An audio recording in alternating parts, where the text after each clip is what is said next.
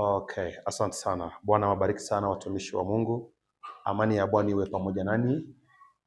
Nafikiri inasoma. Amani ya Bwana iwe pamoja nanyi na karibuni tena katika siku nzuri hii. Leo ni tariki 2 tunaelekea kwenye sikukuu ya Pasaka, na ninajua ndio sababu watumishi wengi wa Mungu wameuliza maswali kuhusu habari za Pasaka. Kwanza nataka niwaambie ya kwamba swala la Pasaka nilikuwa nimeshalizungumzia katika video zilizopita. Ukienda kwenye channel yangu natafuta video inayoongea kuhusu habari za sikukuu za Kikristo. Nimeongea karibia sikukuu zote ikiwemo pia sikukuu ya Pasaka.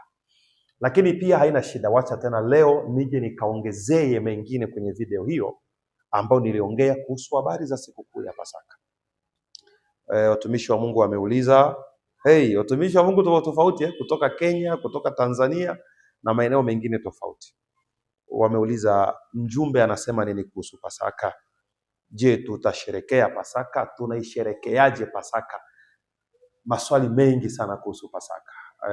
Hili nafikiri litawasaidia kuanza sasa kuelewa msimamo wetu kuhusu swala la Pasaka. Na huu msimamo uko sawasawa na maandiko. Nafikiri tunaelewana vizuri. Katika hili swala la Pasaka, cha kwanza nataka kwanza tuzungumze kuhusu Pasaka ni nini. Qu'est-ce que la Pâque? Pasaka ni nini? Sawa? Pasaka ni nini? Okay. Pasaka ni nini? Pasaka ni nini? Hili litatusaidia sana kuelewa kuhusu definition ya Pasaka au maelezo kuhusu Pasaka au tafsiri ya neno Pasaka. Nataka nianze hapo mwanzoni. Unanifuata vizuri? Okay, unifuate vizuri kwa makini. Wana wa Israeli, sawa, walikuwa utumwani Misri. Si hivyo? Walienda utumwani Misri baada ya wao kupigwa na njaa, wakati Yusufu walipomuuzisha kwa wale wa Midiani. Yusufu akaenda akafika Misri. Yusufu akaja akanunuliwa na Potifa. Yusufu alipokuwa katika nyumba ya Potifa, mkwe wa Potifa akamzingizia. Yusufu akaenda jela. Yusufu alipofika jela akatafsiri ndoto za wale watu wawili. Baadaye Yusufu akatoka jela akaenda akatafsiri ndoto ya Farao. Alipotafsiri ndoto ya Farao, Yusufu akawa waziri mkuu. Hiyo historia fupi nafikiri sote tunaifahamu. Sasa ile njaa ambayo Yusufu aliongea katika kutafsiri ndoto ya Farao ilienea kote duniani. Na ile njaa pia iliwapiga wa ndugu zake na Yusufu kule walikokuwa wamebaki na baba yao. Babake ya Yusufu ni nani? Babake ya Yusufu ni Yakobo. Yakobo ambaye aliitwa Israeli, ndio akazaa watoto 12. Sawa? Sasa na wao kule walikobaki nao wakapigwa na nini? Na njaa. Sasa ile njaa ikawafanya na wao waanze kutafuta chakula. Katika tafuta chakula, maandiko yanasema wakaenda Misri. Sababu ni Misri peke yake ndio walibaki na chakula. Wao pia walipoenda Misri, kumbe anayepana chakula ndio Yusufu mwenyewe ambaye waliwahi kumuzisha, wakazingizia baba yao kwamba aliliwa na nyama mkali.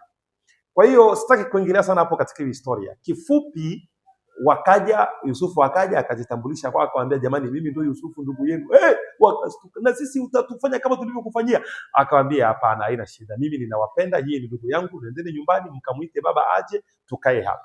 Kwa hiyo wale wakubwa zake na Yusufu wakarudi kwao nyumbani, wakamwambia baba yao Yakobo, baba Yusufu ni mzima, tulivyokuambia kwamba alikuliwaga na nyama tulidanganyaga, lakini tulimuuzishiaga. Ndio vile. Akawakaja familia yote kina Yusufu ikamia wapi? Misri. Unaona jinsi walivyoenda utumwani bila wao kujua. Lakini ilikuwa tayari ni utabiri ambao Mungu alikuwa ameshaongea kupitia manabii. Na Mungu alikuwa tayari ashamwambia yeye Ibrahimu haya yote kwamba taifa lako litaenda utumwani muda wa miaka 400.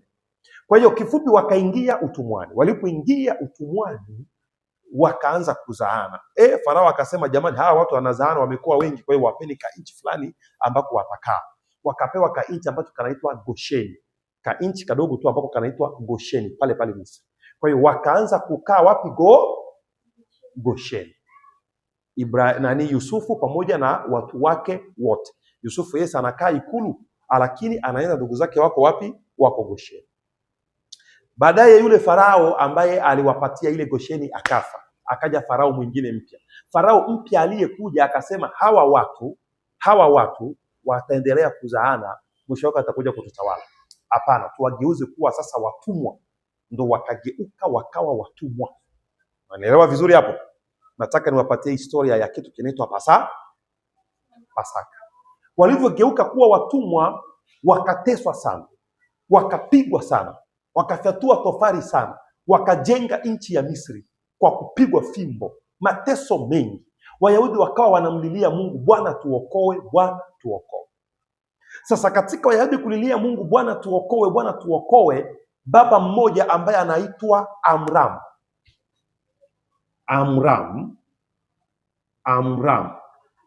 sawa, na mama mmoja ambaye anaitwa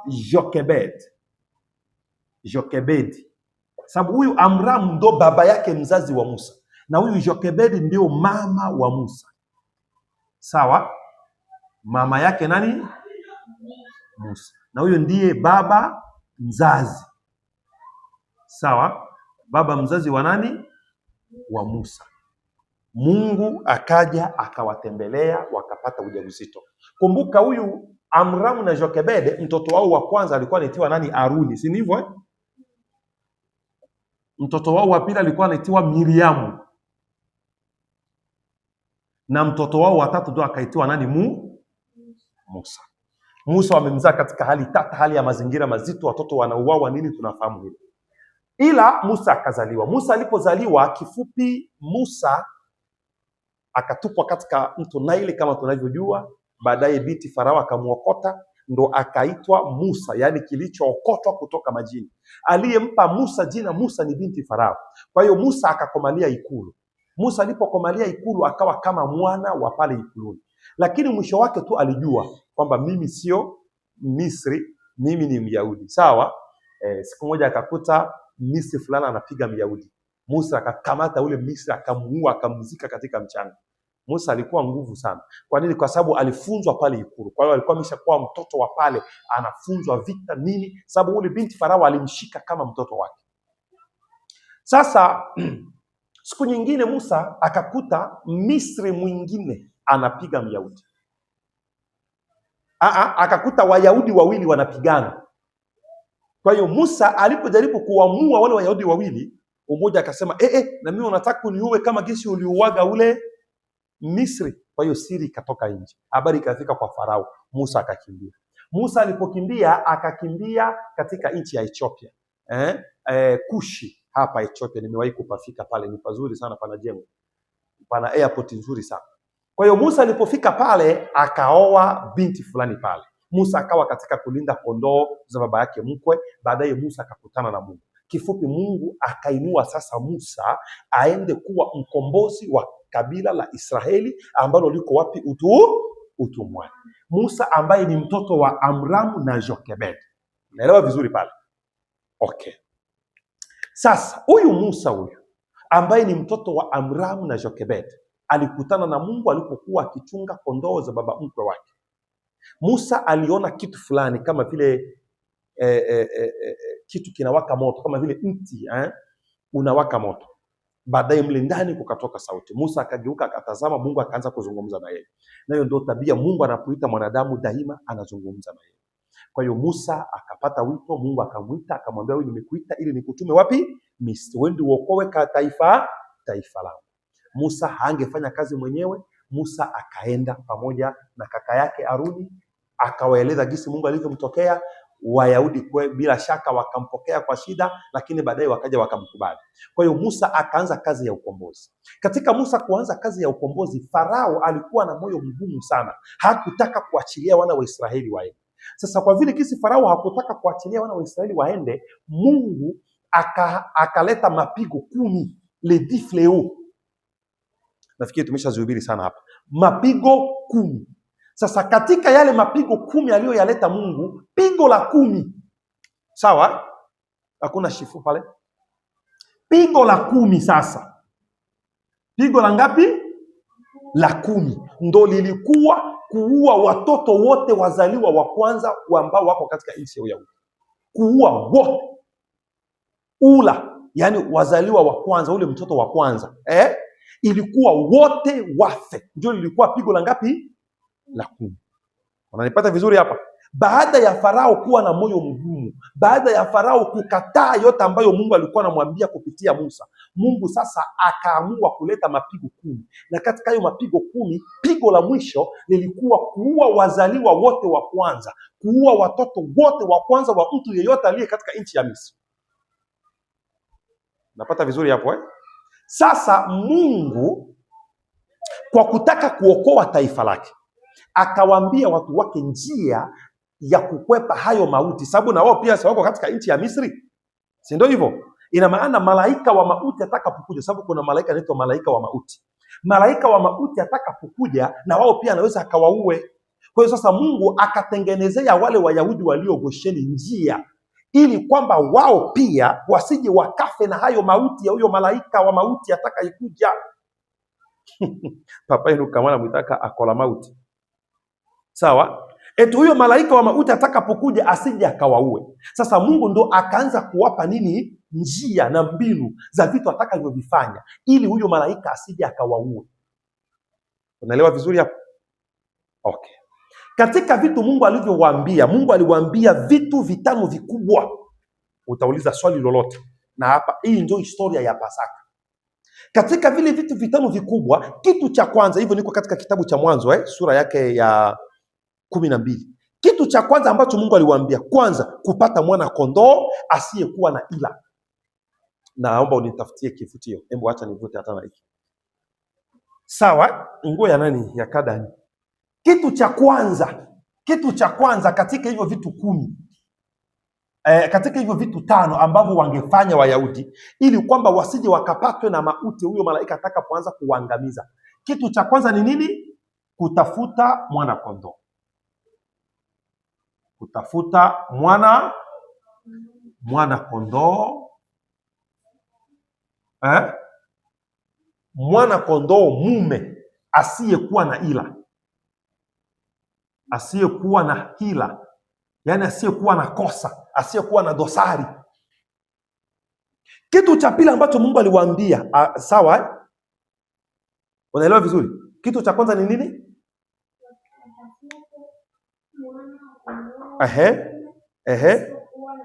Voila. Kitu cha pili ambacho Mungu aliwaambia ni kutoa huyo mwana kondoo kama dhabihu. Sawa? Kitu cha pili ni kufanya nini? Aha. Kitu cha tatu Mungu alichowaambia kupaka damu kwenye miimo ya nyumba zao. Kitu cha tatu, sawa? Kupaka damu ya huyo mwana kondoo. Si watamtoa kama dhabihu, maana yake watachinja, si ndio hivyo?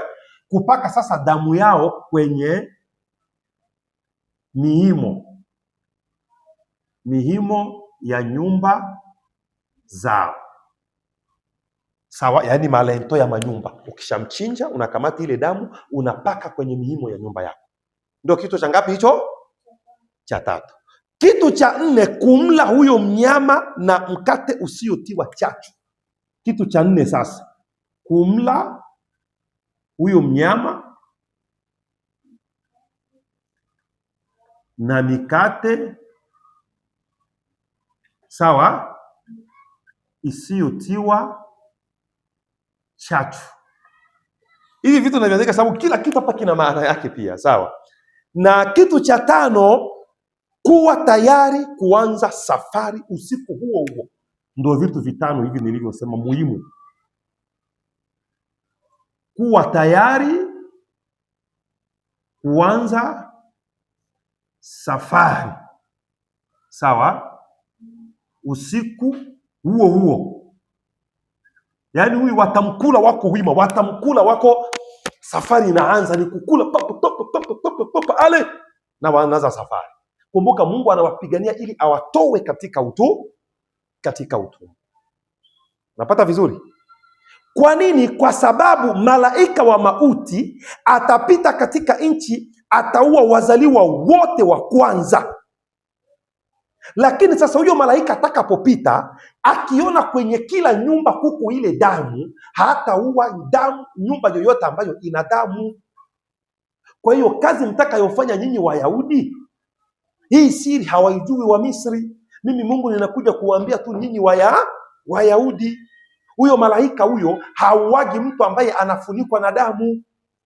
Hauagi mtu ambaye, yani akiona kwenye nyumba yoyote kwamba pale kwenye mlango wa nyumba kule ndo kuna damu, huyo malaika hataua, atapita. Na ndo siri pekee ya kujilinda na mauti ni kufunikwa na damu. Kwa hiyo fanyeni hivyo haraka sana. Sasa ile malaika kupita, malaika akiona damu atapita juu. Sikiliza hapo sasa. Matokeo yake ni gani hayo yote? Matokeo ni kwamba malaika wa mauti, sawa? Malaika wa mauti atakapoona damu, sawa, atapita juu. Ina maana hataua mzaliwa wa kwanza katika ile nyumba. Akiona tu damu anapita juu. Sasa hii neno kupita juu kwa Kifaransa ndio inaitwa passer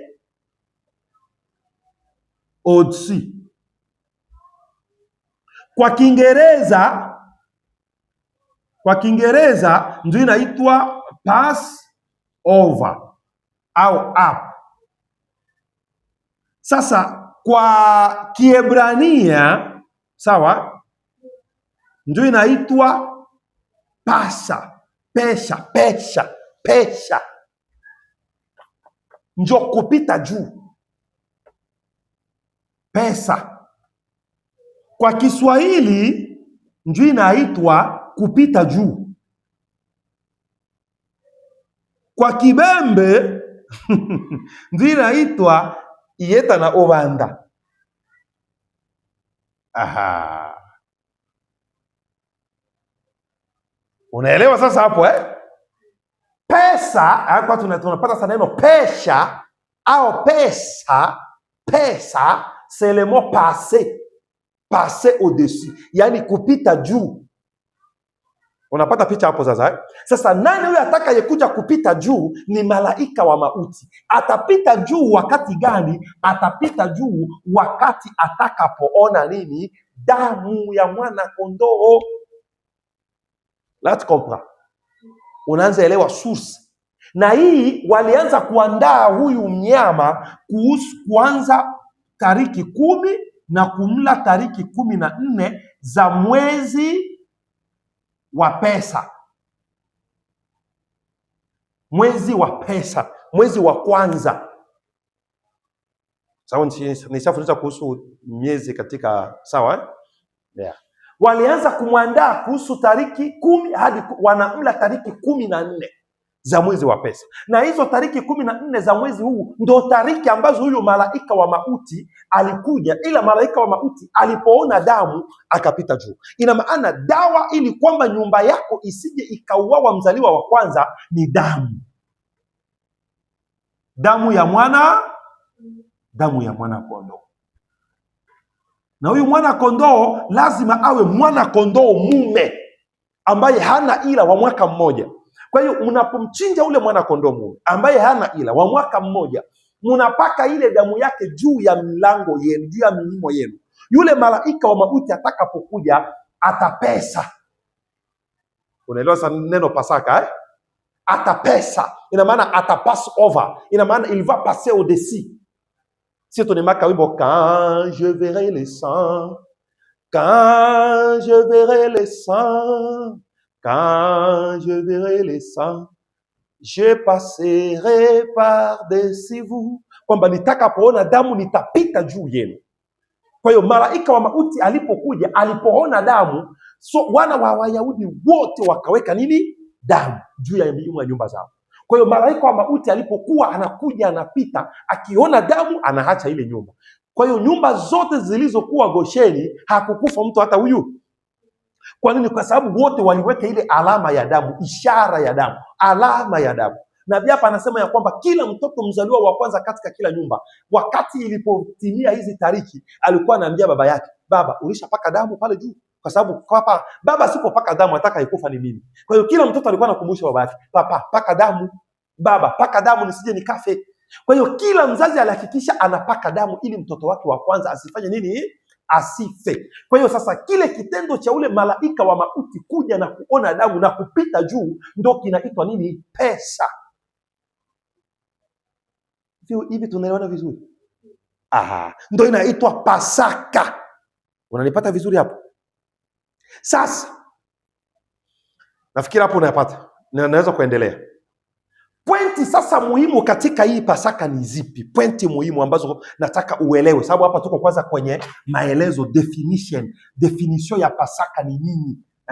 Pointi muhimu ambazo sasa nataka ukaelewe, upate kuuelewa vizuri, ili sasa wewe mwenyewe ulete definition yako ya Pasaka. Pointi ya kwanza ni kwamba kupita juu ndio jambo la kwanza hili, si ndio hivyo? Kupita juu. Nani aliyepita juu kama unaelewa? Okay, malaika wa mauti. Umepata kabisa hapo. This. Yaani Mungu analinda watu wake tu, wale walio chini ya damu. Ndio pointi kwanza muhimu hiyo. Mungu sawa, analinda watu walio chini ya nini? Chini ya damu. Ndio tunaambiliwa ile ishara. Kuna mahubiri mjumbe alivyoitiwa ile ishara. Ndio hiyo damu. Hiyo damu ndio ilikuwa ishara, le signe. Sababu kama una damu, kama una nini? Malaika wa mauti atakapokuja unakufa. Il faut avoir du sang. Unapaswa uwe na damu, ili kwamba malaika wa mauti akija usife. Sababu ishara pekee anayojua malaika wa mauti ni nini? Ni damu. Na sio kila damu, iwe damu ya mwana kondoo asiyekuwa na ila mwanaume. Okay. Pointi ya pili katika Pasaka. Pointi ya pili ni kuwekwa huru. Tunaelewana vizuri hapa? Kuwekwa huru. Wayahudi siku hiyo ya Pasaka ilikuwa siku ya wao kuwekwa huru kutoka katika utumwa wa Wamisri na kuwa huru kabisa. Kuwekwa nini? Kuwekwa huru kutoka katika utumwa na kuwa huru, and become free. Hapo unaanza pata picha Aha. Jambo la tatu ni zabihu. Mwanakondoo asiye na hila anakufa ili kuokoa walio wengi. Unapata hapo Jambo la tatu ni nini? Ni zabihu. Mwanakondoo asiye na dhambi, asiye na hila anakufa ili wengi waokolewe, ili wengi wasife. Yes, umejibia vizuri. Ili wengi wasife, anakufa huyo mwana kondoo. Nafikiri umeelewa Pasaka ni nini. So tukianza kulinganisha hapa sasa haraka kupita juu, Mungu analinda watu walio katika chini ya waliofunikwa na nini? Na damu. Kwa hiyo sasa hii ni damu ya mnyama, damu ya kondoo ililinda watu dhidi ya mauti katika Agano la Kale. Kama damu ya kondoo ililinda watu dhidi ya mauti, sembuse sasa damu ya mwana wa Mungu. Okay, kuwekwa huru. Kuwa huru katika utumwa, kutoka katika utumwa.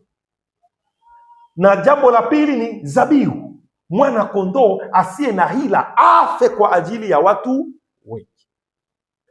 Kwa hiyo unaanza kuelewa Pasaka ni nini hapa. Unaanza leta sasa definition yako wewe kama wewe. Definition yako sasa ya Pasaka. Baada ya haya maelezo niliyoyaeleza, wewe unaleta definition gani ya Pasaka? Pasaka ni nini? Unashindwa. Mimi nimeshaeleza na ulisema kabisa nimeelewa. Ulikuwa unafanya kitu hivi, nimeelewa. Sasa Pasaka ni nini? Aya, mleteni pia definition zenu kwenye comment. Watu wanaosikiliza kwenye mitandao pia walete sasa, baada ya haya maelezo, watuambie sasa kwenye comment Pasaka ni nini? Sasa Pasaka katika Agano Jipya, si ndio? Hapa sasa kuna swali. Pasaka sasa katika Agano Jipya, hebu tuandike sasa hilo, tuliingilie sasa hilo kindani. Pasaka katika Agano Jipya, nafikiri nilishaeleza Pasaka ni nini. Sasa tunaingia hapa sasa, Pasaka katika Agano Jipya. Sawa? Okay. Haya yote ambayo tumeyaeleza hapa ni Agano la Kale. Sawa? Sasa katika Agano Jipya, Pasaka ni jambo mzito zaidi. Pasaka ni jambo nzito zaidi. Kwa sababu gani? Lina maana nzito zaidi kuliko hata katika Agano la Kale. Katika Agano la Kale ni kivuli cha Agano Jipya.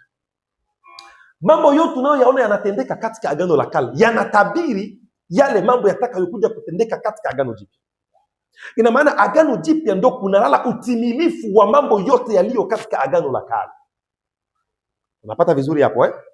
Ndio maana maandiko yanatuambia kwamba Agano la Kale ni kimvuli. Si unajua kimvuli? Kwa mfano mimi huyu hapa. Si kimvuli changu hiki. Aha, lakini mimi ndo huyu. Sasa kile kimvuli, hiki kimvuli ambacho unaona hapa kwenye hii skimming. Hiki kimvuli ambacho unaona hapa, hiki kimvuli, unaona kimvuli? Hiki kimvuli ambacho unaona hapa ndo Agano la Kale. Na mimi huyu hapa sasa ndo Agano Jipya. Kwa hiyo Agano la Kale ni kimvuli cha vitu vya Agano Jipya. Agano la Kale ni mfano wa mambo yatakayotendeka katika Agano Jipya. Ina maana hii yote Pasaka uliyoiona katika Agano la Kale, utimilifu wake sasa uko katika Agano Jipya. Ndio maana nimesema hivi, katika Agano Jipya Pasaka ni jambo mzito zaidi, sababu ina maana kubwa zaidi, kwani inaonyesha Yesu ndiye utimilifu wa Pasaka. Yesu ndiye utimilifu wa nini? Wa Pasaka. Ule mwana kondoo ambaye tuliongea habari zake, si ni hivyo? Mwana kondoo. Sisi tulisema lazima watafute mwana kondoo mume asiyekuwa na ila. Ule mwana kondoo mume asiyekuwa na ila ni Yesu Kristo. Unapata vizuri? Ni Yesu Kristo ndo yule mwana kondoo mume asiyekuwa na ila. Sababu ndo Yesu alikuwa na dhambi? Hapa. Yesu alikuwa na kosa lolote? Hapa. Yesu ndiye yule mwana kondoo. Ukisoma katika kitabu cha Yohana, sawa? Ukisoma katika kitabu cha Yohana, wakati Yohana 1:25, wakati Yohana anamtambulisha Yesu, Yohana 1:25, subiri kwanza tupasome hapo. Yohana 1:25. Sikia gisa anavyoongea Yohana anasema hivi, wakamuuliza wakamwambia, usiende mbali. Yohana 1:29.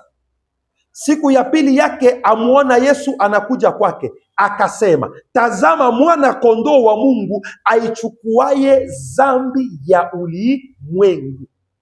Tazama mwana kondoo wa Mungu aichukuaye dhambi ya ulimwengu. So ule mwana kondoo aliyechukua dhambi ya ule mzaliwa wa kwanza aliwakilisha Yesu Kristo, ambaye atakuja kuchukua dhambi ya mzaliwa wa kwanza katika yeye. Aliwakilisha Yesu Kristo, yani kifupi aliwakilisha nani? Yesu Kristo. Ndo yule mwana kondoo. Damu ya mwana kondoo. Damu ya nani? Ya mwana kondoo iliwakilisha sasa damu ya nani? Ya damu ya Yesu. Voila. Damu ya mwana kondoo iliwakilisha sasa damu ya Yesu Kristo. Yaani kifo cha ukombozi. Si yule mwana kondoo alikuwa anakufa ili ule mzaliwa wa kwanza asiuawe. Si ndio hivyo? Kwa hiyo mwana kondoo alikuwa anakufa kifo cha ukombozi. Ni nani huyo aliyekufa kifo cha ukombozi? Yesu Kristo. Kwa hiyo yote utaenda unapatapata Yesu, Yesu, Yesu, Yesu, Yesu. Kutoka Misri kwenye utumwa, si ndio hivyo? Kitendo cha wao kutoka Misri kwenye utumwa, maana yake ni sisi kutoka katika dhambi, kutoka katika nini? Dhambi, na kuingia katika nani tena? Katika Yesu. Voila. Kwa hiyo tunatoka katika dhambi, sio kuingia katika dini, sio kuingia katika dhehebu, sio kujiunga na kanisa. Tunatoka katika dhambi, tunaingia katika nani? Yesu. Ndo maana Yesu ndiye timilifu ya Pasaka. Ina maana ile Pasaka waliokuwa nayo katika Agano la Kale, utimilifu sasa, Pasaka sasa ya kweli kweli, Pasaka sasa yenyewe na jina Pasaka ya kweli ni nani? Ni Yesu Kristo. Ndo maana ukisoma katika kitabu cha Wakorinto wa kwanza sura ya 5 mstari wake wa 7 inasema hivi, Wakorinto wa kwanza 1 Corinthiens. Okay? Wakorinto wa kwanza iko wapi? Wakorinto wa kwanza ndo huyu hapa. Wakorinto wa kwanza sura yake subiri nipafike. Wakorinto wa kwanza sura yake ya 5 mstari wa 17 inasema hivi, 17. Wakorinto wa kwanza sura yake ya 5 mstari wa 7. Basi jisafisheni mkatowe ile chachu ya kale, mpate kuwa donge jipya, kama vile mlivyo, amkuitwa chachu, kwa maana Pasaka wetu amekwisha kutolewa kuwa sadaka, yaani Kristo. Pasaka wetu ni nani? Aha, ameisha tolewa kuwa nini? Sadaka. Hivi unapata picha vizuri? Ina maana maswala yote ya Pasaka, yote Pasaka yote ilitimia katika mtu mmoja anayeitwa nani? Yesu Kristo. Voilà. Yehoshua Mashia, Yesus Kristos. Huyu Yesus Kristos, Pasaka yote ikatimia ndani yake. Ina maana yeye ndiye utimilifu wa nini? Wa Pasaka. Ina maana yeye ndiyo Pasaka. Sasa yeye ambaye ni Pasaka, tunaelewana vizuri hapa sasa, ndo akaleta mtindo mpya tena sasa wa kusherekea hiyo Pasaka ambaye ni yeye. Unanielewa vizuri hapa? Ina maana sisi katika Agano Jipya kwa kusherekea Pasaka hatutachinja tena kondoo. Hayo hii anaendelea. Hatutapaka tena damu juu ya zile nyumba, ni kama vile kukosa ufunuo. Sisi katika kusherekea Pasaka hatutatafuta tena kondoo mume wa mwaka asiyekuwa na ila, kondoo wa nyama eti tumchinje tukamate tena damu sisi tupake kule. Hapana, itakuwa kutokuelewa maandiko. Itakuwa kukosa ufunuo wa maandiko. Sisi hatupaswi tena kuisherekea hivyo. Sasa sisi tunasherekeaje Pasaka katika Agano Jipya? Tukijua ya kwamba Pasaka utimilifu ni Yesu Kristo, inalala katika Yesu Kristo. Yesu kama Yesu alileta katika maandiko namna na style ya kusherekea nini? Pasaka. Na ndiyo ambayo Mkristo yeyote anapaswa afanye nini? Aisherekee Pasaka yake. Huu ndio ujumbe wa wakati. Hilo ndilo, ndo maana sisi kanisani kwetu hakunaga mkutano wa Pasaka. Haupo. Kwa sababu Yesu hakusema hivyo. Unapata picha vizuri? Unanielewa vizuri? Unanielewa vizuri? Okay. Yesu alisema nini sasa? Yesu alifanya nini siku ya Pasaka? Tukitaka kujua Yesu alifanya nini siku ya Pasaka, ni katika kitabu cha Mathayo sura 26 mstari wa 17 hadi 19. Tunaanza kwanza hapo. Mathayo Mathayo 26, Mathayo 26. Sawa? Tunaanza mstari wake wa 17. Hata siku ya kwanza ya mikate isiyotiwa chachu, wanafunzi wake wakamwendea Yesu wakamwambia, ni wapi utakapo tukuandalie uile Pasaka? Wanafunzi wa Yesu hao wanamwendea Yesu, ni wapi wataka tukuandalie uile Pasaka? Sikiliza sasa.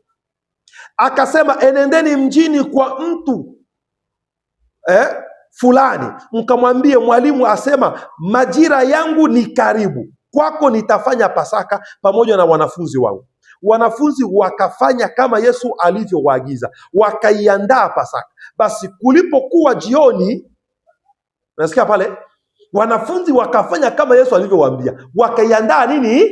Pasaka.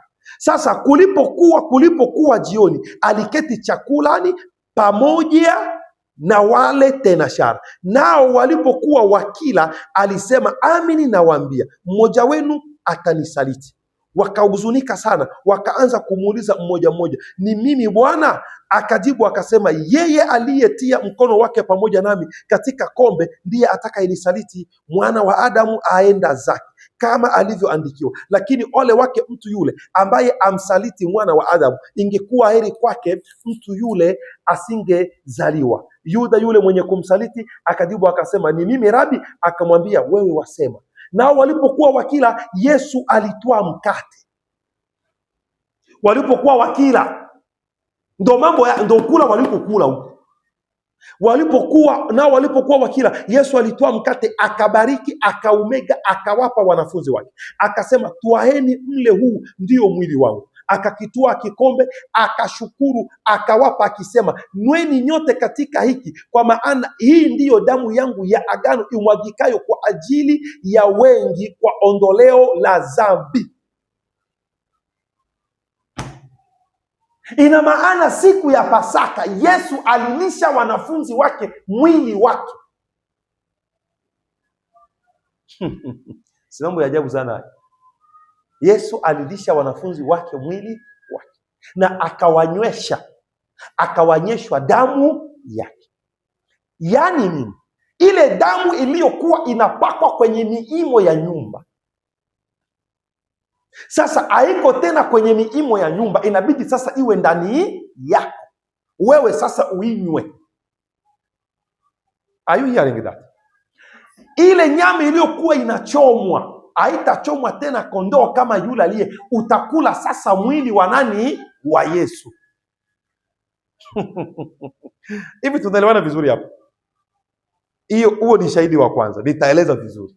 Tunashuka Mathayo 26. Situka hapo 26, naanza mstari wake wa 26. Naanza mstari wa 20. Nao walipokuwa wakila, Yesu alitwaa mkate, akabariki, akaumega, akawapa wanafunzi wake, akasema, twaeni mle, huu ndio mwili wangu. Alikamata mkate, simkini sema. Nao walipokuwa wakila, Yesu alitwaa mkate, akabariki, akaumega, akawapa wanafunzi wake, akasema, twaeni mle, huu ndio mwili wangu. Akakitwaa kikombe, akashukuru, akawapa, akisema, nyweni nyote katika hiki, kwa maana hii ndiyo damu yangu ya agano, imwagikayo kwa ajili ya wengi kwa ondoleo la dhambi. Lakini nawaambieni, sitakunywa kabisa tangu sasa uzao huu wa mzabibu, hata siku ile nitakapokunywa mpya pamoja nanyi katika ufalme wa Baba yangu. Nao walipokwisha kuimba, wakatoka nje kwenda mlima wa Mizeituni. Amen. Kwa hiyo sasa tunaelewa sasa kwamba Pasaka ni kuwa na Yesu ndani yako. C'est simple, si ndio? Sinaeleweka hivi. Kwa hiyo Pasaka ya kweli ni ipi? Pasaka ya kweli ni kumpokea Yesu. Kumpokea nani? Yesu. Pasaka ya kweli ni nini? Pasaka ya kweli ni kula neno. Sababu maandiko yanasema Yesu ni neno, si ni hivyo? Aha. Pasaka ya kweli ni ipi? Pasaka ya kweli ni kuvikwa na damu ya Yesu. Kufunikwa. Kufunikwa na nini? Na damu ya Yesu. Hiyo ndio Pasaka. Ina maana sisi kwetu Pasaka iko permanent. Ina maana sisi kwetu Pasaka iko kila siku, sio tena tariki 10 hadi 14 za mwezi wa pesha.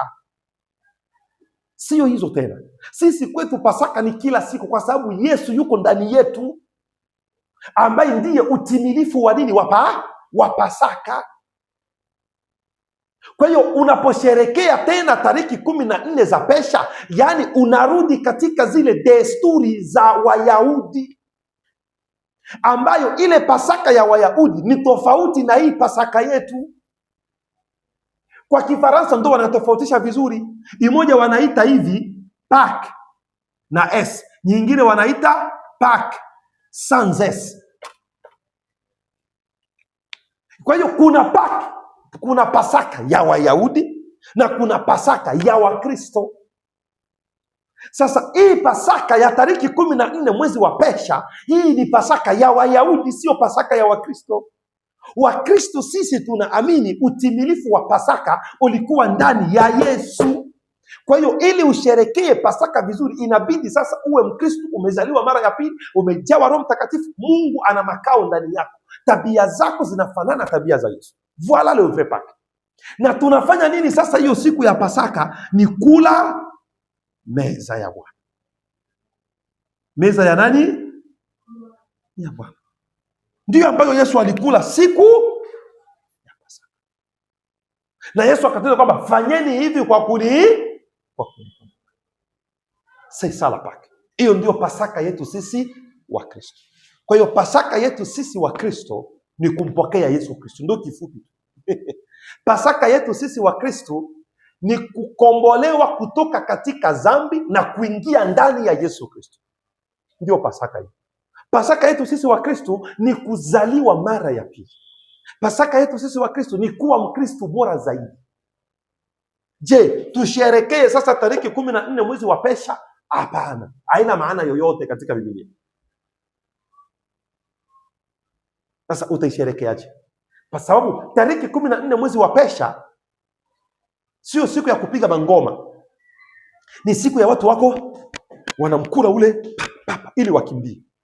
Sasa wewe unasherekea tariki 14 mwezi wa pesha kivipi sasa? Unaona sasa watu wanafanya kitu ambacho sio cha Kikristo na wala sio tena cha Kiyahudi. Vous voyez un peu ça? Sio cha Kikristo na sio cha Kiyahudi. Sababu cha Kikristo ni kula mwili wa Yesu na kunywa damu ya Yesu. Ndo cha Kikristo hicho. Ndo ambacho Yesu alifanya. Alilisha wanafunzi wake mwili wake na akawanywesha damu yake. Ambao sisi tunaamini mwili wa Yesu na damu ya Yesu ni neno. Mwili wa Yesu na damu ya Yesu ni nini? Ni neno. Hii ambayo tunakula ile siku ya meza pale, sisi tunakunywa ile divai na kula ule mkate sio tu wa chachu. Ile ni mfano wa neno. Sisi tunafanya meza, Nabii anasema tufanye meza kila mwezi. Kila mwezi watu wanakula meza. Kila mwezi watu wanakula meza. Kila mwezi watu wanakula meza. Kwa hiyo senepa haiko mara moja kwa mwaka. Si unaona hapo? Kwa hiyo meza tunaikula, na wanafunzi ndivyo walivyofanya. Wanafunzi pia walikuwa wanakula meza kila siku. Wao wanafunzi walikuwa wanakula meza kila siku. Ina maana hili swala sio hii kula meza, sio kula meza tu mpaka tariki 14 za mwezi wa pesha. Mwezi wa pesha wa Kiebrania ni sawasawa aidha mwanzo wa mwezi wa 4 au mwisho wa mwezi au mwanzo wa mwezi wa 5. Inakuwa na badilika hapo. Tanto mwezi wa 4 mwanzoni au mwezi wa 5 mwanzoni, sababu wana calculate kutokana na ile kalenda ya Kirumi. So wanatosha kwenye kalenda ya Kiyahudi, wanaingiza kwenye kalenda ya Kirumi. Kwenye kalenda ya Kirumi sasa ndio inakuja kuanguka mwezi wa 4 hivi au mwezi wa 5. Kwenye kalenda ya Kirumi ya Kiyahudi inaitwa tu mwezi wa pesha. Nafikiri hayo mahesabu nishagawahi kuyafanya vizuri sana kuonyesha hiyo miezi na miaka kwa kindani, tofauti kati ya kalenda ya kinabii, kalenda ya Kirumi na kalenda ya Kigregoria na kalenda ya Kiyahudi. Nafikiri nishaeleza hiyo kwa undani, hatuwezi kuyarudia tena. Kwa hiyo umeelewa sasa Pasaka ni nini Aha. Kwa hiyo ndio maana sisi napaswa kuwa tunakula meza kila siku. kila siku, kumkumbuka Yesu kila siku, kumkumbuka Bwana kila siku. Kwa hiyo Pasaka ya kweli ni kunywa damu ya Yesu na kula mwili wa Yesu. Kunywa damu ya Yesu na kula mwili wa Yesu maana yake kula neno. Sababu unapokula neno hivi gisi unakula neno hivi unakula Pasaka hivi. Sasa sio mara moja kwa mwaka, ni kila siku, every day. Ina maana watu wanasherehekea Pasaka kila siku bila wao kujua kama wanasherehekea Pasaka kila siku. Ina maana kila siku ukisikiliza neno wewe uko katika Pasaka. Ina maana gani? Lile neno likikaa ndani yako, mauti itapita juu. Mauti hayatakupata. Kwa hiyo kwa sababu ndani yako kuna nini? Kuna neno la kweli. Neno ndo Roho Mtakatifu. Ndo baba wa Roho Mtakatifu, ndo mzazi, ndo chakula cha Roho Mtakatifu. Neno ndo linakulinda dhidi ya mauti. Neno ndo linakulinda dhidi ya yote. Katika neno la Mungu ndo kunalala mafanikio yako. Katika neno la Mungu ndo kunalala baraka zako. Neno ndo vyote katika vyote. Kwa hiyo unachoombwa wewe ni kula neno kila siku. Na hiyo ndiyo Pasaka yetu. Unaelewa sasa kwa nini hatufanye mkutano wa Pasaka? Avimo katika maandiko. Avimo. Ça n'existe pas. Una swali? Okay, uliza.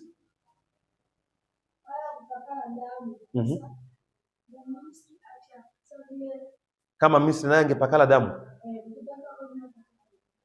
Wa Misri hawakujua hiyo siri. Lakini kama Misri naye angepakala damu, mtoto wake wa kwanza asingekufa. Asingekufa.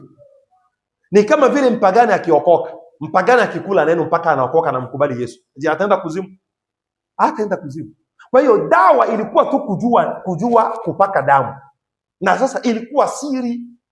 Ni siri tu walipewa tu Wayahudi wa Misri hawakuijua. Lakini hata kama Misri naye angejaribu kupaka damu, mtoto wake asingekufa. Kwa sababu ile damu ya Yesu inafananishwa na neno. Unafikiri damu ya Yesu nini? Damu ya Yesu si ni neno. Damu ya Yesu ni neno. Kwa hiyo unapokula neno, unaamini neno, basi unapona. Biblia inasema nini? Aaminie na kubatizwa ataokoka. Kwa hiyo unapoamini neno na kubatizwa unaokoka, wala haina shida, ijalishi wewe ni Misri au la. Kwa hiyo kuhusu swali lako eti kama Misri na yeye angepaka damu, mtoto wake wa kwanza angefariki, asingefariki. Swali lingine? Basi umemaliza. Aya, asante wachungaji, nafikiri nimejibu swali lenu kuhusu masuala ya Pasaka. Bwana awabariki na karibuni tena. Lakini ongezeni kwenye ile video yangu ya sikukuu za Kikristo, itawapa mwanga zaidi. Amen.